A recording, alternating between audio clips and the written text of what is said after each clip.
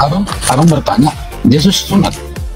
Iya. Itu pertanyaan itu udah melebihi loh bang. Pertanyaan apa kalau saya bilang Allah Anda sunat, abang tahu rupanya Allah itu sunat. Enggak, kan kalian mengaku pengikut, sedangkan Yesus berkata Iya. di dalam Yohanes 10 nomor 27, aku mengenal pengikutku, yaitu mereka yang mengikuti aku. Yohanes 14:12, jika engkau percaya kepadaku, engkau akan melakukan apa yang aku lakukan. Aku melakukan sunat, pengikutku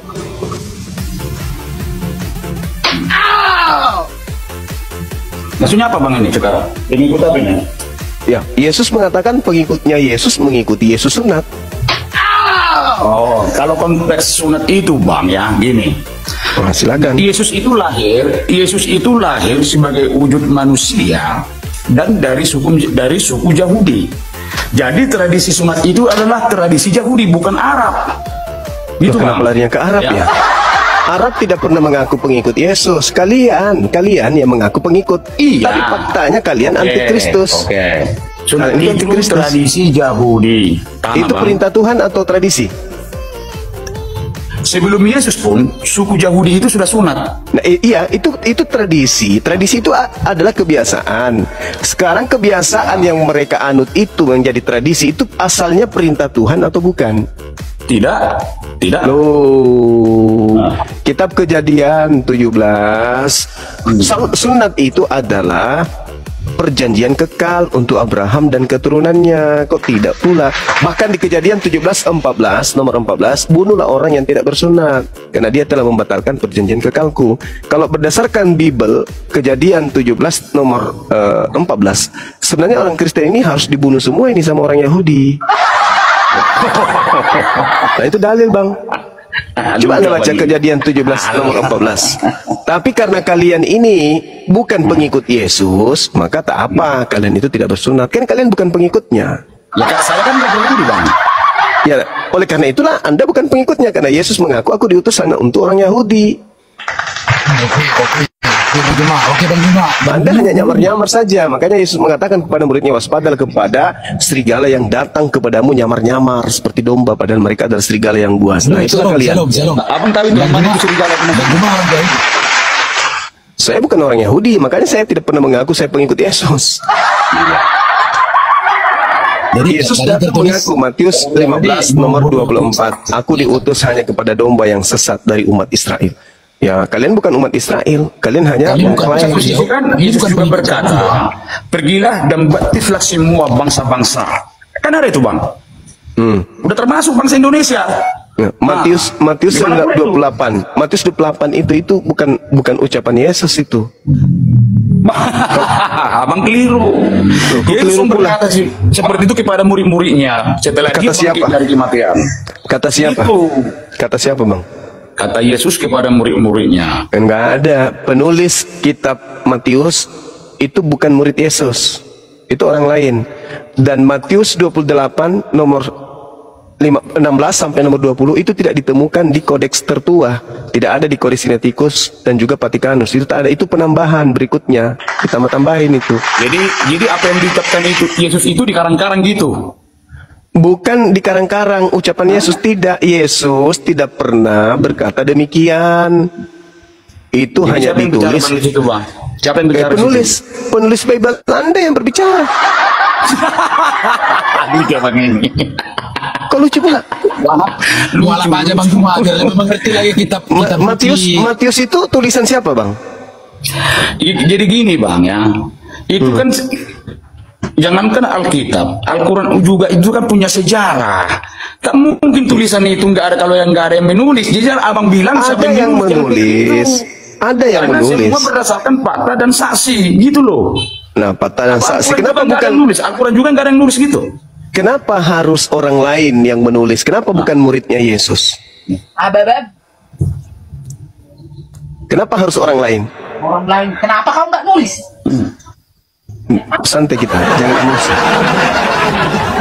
Matius itu ditulis Jangan emosi. tahun berapa? Tahun 66. Tunggu dulu, Bang Juma, tunggu dulu. Jangan emosi. Pak Pardede, Iya, Ibu nggak bisa Pardede emosi, ini jangan slow. emosi, nggak bisa Santai kita emosi. menghadapi Bang Juma ini aman. Slow kita Kristen ini. Ada istri itu dari Le.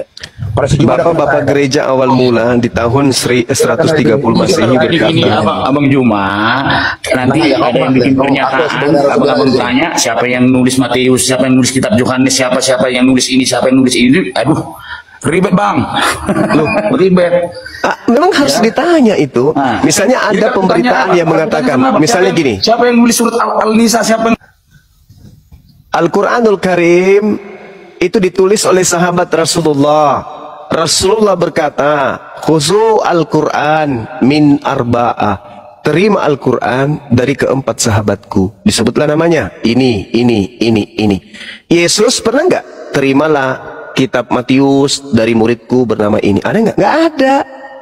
Sedangkan bapak-bapak gereja mula-mula yang hidup di antara abad kedua di tahun 130, mereka mengatakan bahwa yang menulis buku Matius itu adalah orang yang hidup di sekitar tahun 80-an. Meskipun kemudian berdasarkan naskah papirus ya menunjukkan bahwa tulisan Matius itu ditulis pada tahun 66. Yesus tidak ada lagi di bumi. Yesus sudah terangkat ke langit di tahun 33. Berarti ada 30 tahun. Berarti ada 30 tahun selang Yesus terangkat baru ada yang mengarang buku Matius ini. Maka kalau Anda menjadikan iman Anda dasarnya kepada buku tersebut, coba Anda uraikan dulu, Yesus tahu enggak buku Matius ini? Yesus tahu enggak penulis buku Matius tersebut? Kalau ada data silakan sajikan data itu. Tapi kalau tidak ada, berarti putus antara Matius, penulis Matius, buku Matius dengan Yesus sendiri. Putus, tak ada hubungan. Gimana? Betul. Jadi di kitab Perjanjian Baru itu tertulis setelah Yesus tidak ada lagi di dunia ini. Jadi yang menulis itu semua adalah pengikutnya, murid-muridnya. Bagaimana jadi ceritanya dia tulis tahun 66? Temurun diriwayatkan, Bang. Itu bukankah murid-murid Yesus semuanya dianiaya oleh Paulus? Ya Bang, kenapa?